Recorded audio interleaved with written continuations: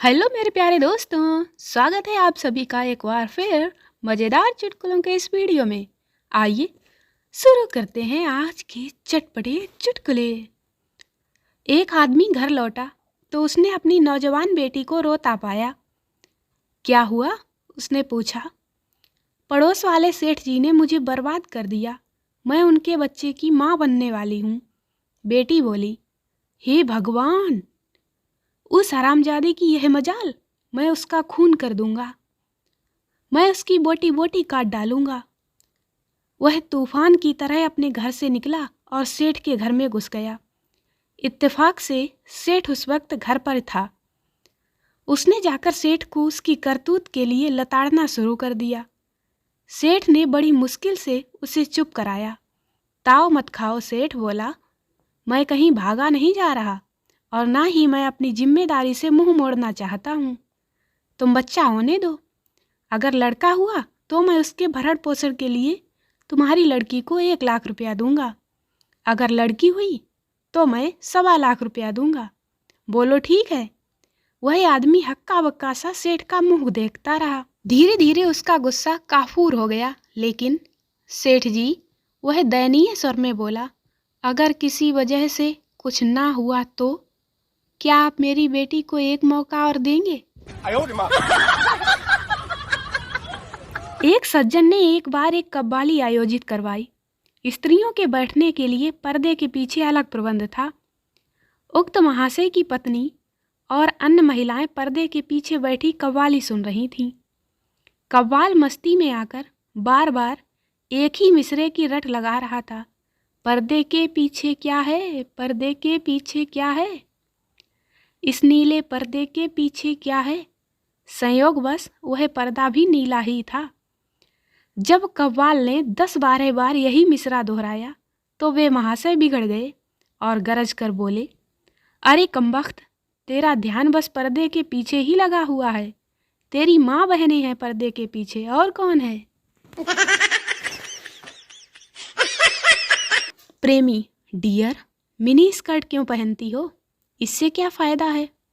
प्रेमिका, mini skirt के कारण संकट पड़ने पर कभी भी तेजी से भागा जा सकता है। प्रेमी, हाँ, और मिनी स्कर्ट के कारण यह संकट कभी भी और कहीं भी आ सकता है। No, no, no, no. एक सुंदर अध्यापिका की आवारगी की चर्चा जब पूरे स्कूल में होने लगी तो स्कूल की मैनेजिंग कमेटी ने 2 सदस्यों को उसकी जांच का काम सौंपा। यह दोनों सदस्य उस अध्यापिका के घर पहुंचे। सर्दी अधिक थी, इसलिए एक सदस्य बाहर लॉन में ही धूप सेंकने के लिए खड़ा हो गया और दूसरे सदस्य से उसने कहा कि वह खुद ही अंदर जाकर पूछताछ कर ले।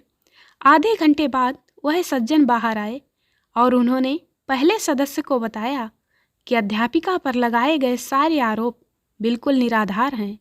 वह तो बहुत शरीफ और उच्च चरित्र वाली औरत है।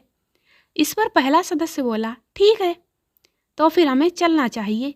मगर यही क्या, तुमने केवल कोट ही पहन रखा है। जाओ, अंदर जाकर कोट के नीचे अपनी कमीज को तो पहन लो।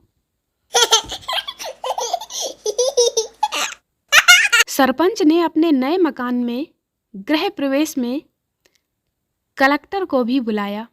कलेक्टर की पत्नी ने जब मकान देखा तो धीरे से पूछा, ये भी कलेक्टर हैं क्या? कलेक्टर ने कहा, नहीं, ये तो सरपंच हैं। कलेक्टर की पत्नी बोली, तो फिर आपका सरपंच के पद पर कब प्रमोशन होगा? पूछताछ की खिड़की पर बैठी एक खूबसूरत नवयुवती के पास चिंटू जाकर खड़ा हो गया। युवती ने मधुर मुस्कान के साथ पूछा, यस प्लीज, क्या पूछना चाहते हो? चिंटू ने कहा, आपके घर का पता। No, no, no, no. एक धनवान मोटी काली महिला एक सौंदर्य विशेषज्ञ के पास यह पूछने गई कि उसे किस रंग के वस्त्र पहनने चाहिए जिससे वह आकर्षक लगे।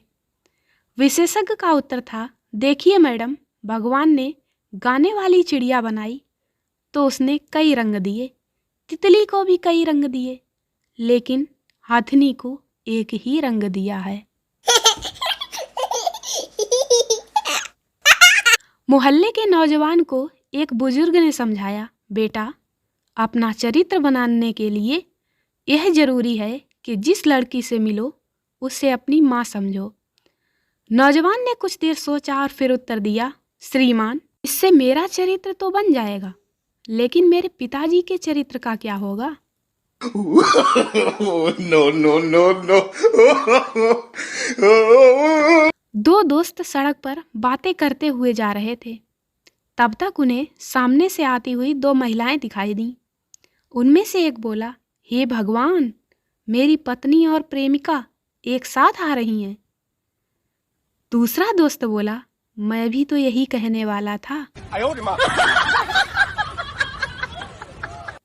एक दैनिक अखबार में एक पति के द्वारा सूचना दी गई, मेरी बीवी रोजी आज की तारीख से किसी भी दुकान से किसी भी जगह से जो कुछ भी खरीदे या किसी से रुपए उधार ले तो उसकी जिम्मेदारी स्वयं उसी की होगी।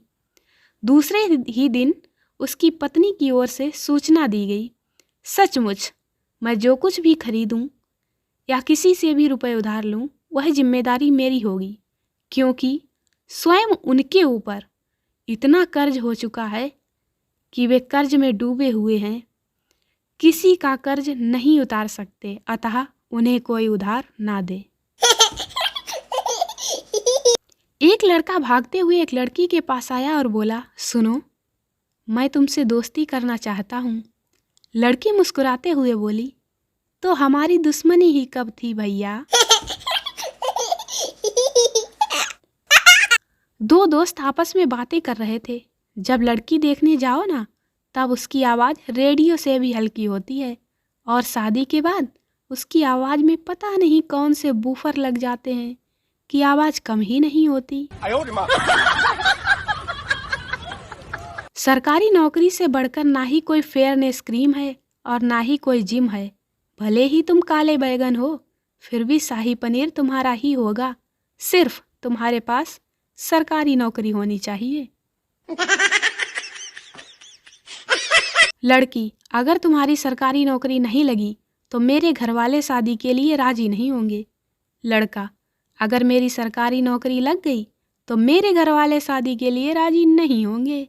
No, no, no, no. सरकारी नौकरी कलयुग का एक ऐसा ब्रह्मास्त्र है जिसे फेंकने पर सैकड़ों मील दूर से रिश्ते आने लगते हैं। तो दोस्तों, वीडियो को लाइक करें, शेयर करें, चैनल को सब्सक्राइब जरूर करें। मिलते हैं अगले वीडियो में, तब तक हंसते रहें, मुस्कुराते रहें। Bye bye.